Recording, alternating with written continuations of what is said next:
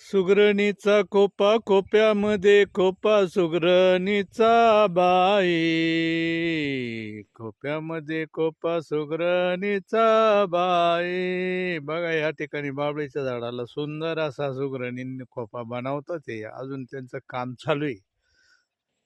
या सुगरणींसारखा इंजिनियर मी अजून जगात बघितलेलं नाही. अजून का अर्धवट काम आहे. हळूहळू हळूहळू हळूहळू ते त्यांचं काम चालू आहे. बाबळीचं झाड आहे, शेजारी सीताफळाचं झाड आहे, पेरूचे झाड आहे, ही आमची मका आहे. समोर दिसतो तो मेसना डोंगर आहे. समोर त्या बाजूला दिसतोय आता इथं जो डोंगर दिसतो तो कपिलमुनीचा असलेला डोंगर आहे. आणि हा समोर अंगठ्याचा डोंगर आहे जो मनमाड शेजारी आहे. इथं अनेक गिर्यारोहक या किल्ल्यावर जातात. आता 2 वर्षापूर्वी एक घटना घडली होती. एक बिचारा गिर्यारोहक वरून पडला आणि तिथंच जागीच ठार झाला. या बाजूला अगस्तीचा किल्ला सुद्धा आहे. अगस्ती ऋषींचा आश्रम होता या ठिकाणी. या किल्ल्यावर अगस्ती ऋषींचा आश्रम आहे. म्हणतात प्रभू रामचंद्रांनी या किल्ल्याला भेट दिलेली आहे.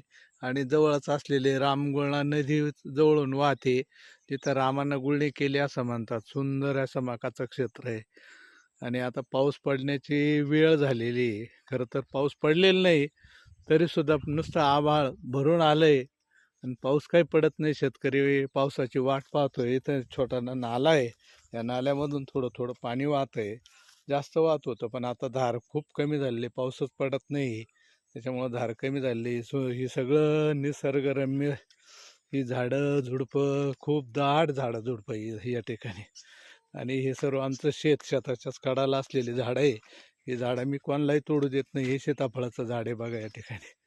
काही एरंडाची खूप झाडं होती इथं. हे गंगोताई म्हणतात त्याला. हे सोबावळीचं झाड आहे. इकडे एरंडे इथं. आणि समोर असलेली पेरूची झाडं आहे. 2-4 पेरूची झाडं आहेत. चांगले पेरू येतात. ही एक पेरू गावठी पेरू आहे. हा कलम नाही, त्याला फक्त फुलं येतात पण अजून फळ काही लागत नाही. पण हा कलम असलेला पेरू आहे. याला भरपूर पेरू येतात. खूप मोठे मोठे सुंदर असं पेरू आहे. हा गोड पण तेवढाच आहे आणि मोठा पण साईज पण अर्धा किलोपर्यंत साईज होते. भरपूर पेरू येतात, खूप पेरू येतात.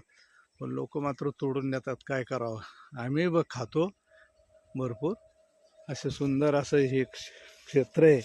आणि जवळच आमची इथं मका आहे. मकामध्ये मकाच्या बाजूला असलेली विहीर आहे. विहीर 10 परस विहीर